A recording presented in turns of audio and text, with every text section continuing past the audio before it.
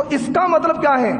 انہوں نے تبلیغ کو مقید کر لیا کہ ہم جو کر رہے ہیں بس یہی تبلیغ ہے، یہی دین کا کام ہے، حالانکہ وہی تمہارے بھائی تھے، کل تک ساتھ میں کھاتے تھے، ایک ہی پلیٹ میں کھاتے تھے، لیکن یہ کہتے ہیں کہ بھائی نہ وہ تبلیغ نہیں ہے، ہم جو کر رہے ہیں وہ تبلیغ ہے۔ کیوں؟ انہوں نے انبختی اختیار کری ہے مولانا سعد صاحب کی۔ کس کی؟ مولانا سعد صاحب کی۔ جبکہ دارالعلوم دیوبند کا فتویٰ کیا ہے؟ مولانا سعد صاحب گمراہ ہیں، یہ دارالعلوم دیوبند کا فتویٰ ہے۔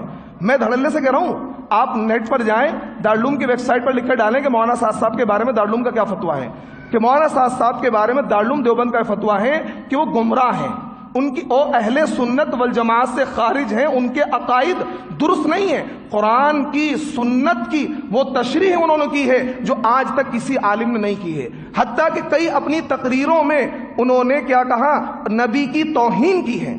حضرت موسیٰ علیہ السلام کا ایک واقعہ ہے جس میں حضرت موسیٰ علیہ السلام کوہ طور پر گئے تھے۔ کہاں گئے تھے؟ کوہ طور پر گئے تھے۔ تو موسیٰ علیہ السلام، حضرت ہارون بھی نبی تھے، ان کے بھائی، ان کو چھوڑ کر گئے تھے کہ آپ قوم کو دیکھتے رہنا۔ کوہ طور پر خود نہیں گئے تھے، یہ بات یاد رکھیں، خود نہیں گئے تھے۔ کس نے بلایا تھا؟ اللہ نے بلایا تھا۔ وَوَعَدْنَا مُوسَىٰ 30 لَيْلَةً وَأَتْمَمْنَاهَا بِعَشْرٍ فَتَمَّ مِيقَاتُ رَبِّهِ 40 لَيْلَةً۔ اللہ نے بلایا تھا۔ تو حضرت مولانا سعد صاحب کہتے ہیں کہ دیکھو موسیٰ اصل تھے اور وہ کیا ہے؟ قوم کو چھوڑ کر چلے گئے، یعنی وہ اور قوم گمراہ ہو گئی۔ موسیٰ اصل تھے، قوم کو چھوڑ کر چلے گئے، قوم گمراہ ہو گئی، دعوت والا عمل چھوٹا۔ اور یہ بات تبلیغ والے ساتھی بھی کہتے ہیں، کیونکہ ان کی غلطی نہیں بیچاروں کی، غلطی ان کی ہے جو حضرت جی بیٹھے ہوئے ہیں، کیونکہ یہ حضرت جی کے انبھکت ہیں، حضرت جی کے انبھکت ہیں، غلطی ان کی نہیں ہے، غلطی ان کی ہے۔ ہم جیسے عالم کی ان کے نزدیک کوئی ویلیو نہیں ہے۔ ہم بالکل گونگے شیطان بن جائیں ان کی بات پر، بالکل ہاں جی کچھ بھی کہتے رہیں تو ہم بہت بڑے حضرت بن جائیں گے، ہم منکر پر نکیر کریں گے تو ہماری ویلیو کچھ بھی نہیں ہے، ہماری ویلیو، اور ہم ان کے نزدیک اپنی ویلیو بنانا بھی نہیں چاہتے ہیں، ہمیں کوئی ضرورت نہیں ان کی ویلیو کی۔ تو دیکھیے مولانا سعد صاحب کے بارے میں دارالعلوم دیوبند کا فتویٰ کیا ہے؟ گمراہ ہے۔ اب دیکھیے جس جماعت کا امیر گمراہ ہوگا تو جماعت کیا ہوگی؟ حق پر ہوگی۔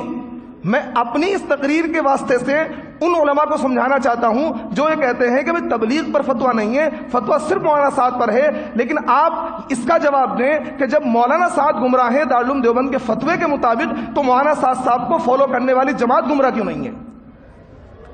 احمد رضا کے بارے میں دارالعلوم دیوبند کا فتویٰ یہ ہے کہ وہ گمراہ ہیں، تو احمد رضا کو فالو کرنے والے لوگ گمراہ ہیں۔ مودودی، مولانا مودودی جماعت اسلامی جن کی جماعت ہے، ان کے بارے میں دارالعلوم دیوبند کا فتویٰ یہ ہے کہ گمراہ ہیں، حالانکہ مولانا مودودی وہ ہیں جب انہوں نے جماعت اسلامی کی شروعات کی تھی تو قاری طیب صاحب، مولانا ابو الحسن علی میاں ندوی، مولانا منظور نعمانی، بڑے بڑے علماء ان کے ساتھ تھے، لیکن جب ان کے نظریات انہوں نے پرکھیں، جیسے مولانا صاحب کے نظریات سامنے آئے تو علماء نے کہا بھائی ہمارا ان سے کوئی تعلق نہیں ہے، ہمارا جماعت اسلامی سے کوئی تعلق نہیں ہے۔ آج بھی دارالعلوم دیوبند کا فتویٰ کیوں ہے؟ کیونکہ مولانا مودودی کے نظریات غلط تھے۔ تو جب مولانا مودودی کے نظریات غلط ہونے کی وجہ سے پوری جماعت اسلامی کیا ہے؟ گمراہ کہلائے گی، تو مولانا سعد صاحب گمراہ ہیں، ان کے فالوورز گمراہ کیوں نہیں کہلائیں گے؟ یہ سوال ہے میرا، اس کا جواب مجھے دے دینا تو میں تسلیم کر